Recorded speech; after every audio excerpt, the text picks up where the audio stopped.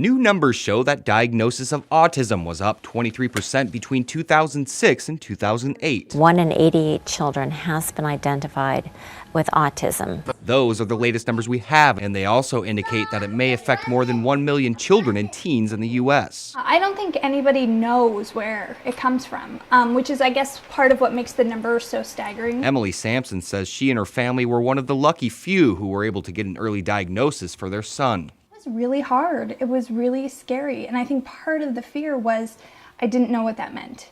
I didn't know other adults who experienced autism.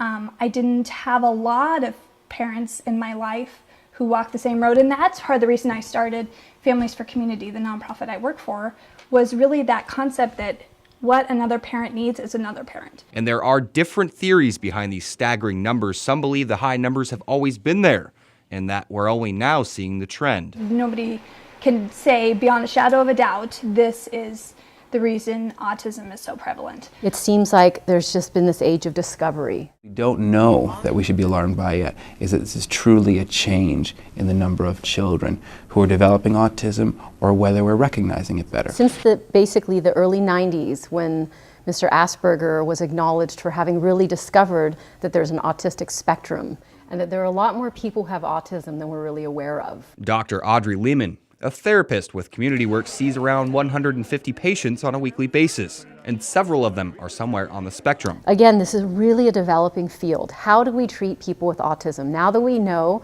that it's much more common than we thought, what do we do? And like Lehman, many believe that autism, in fact, isn't increasing in numbers, but rather being more readily understood. Travis Cook, NBC5 News.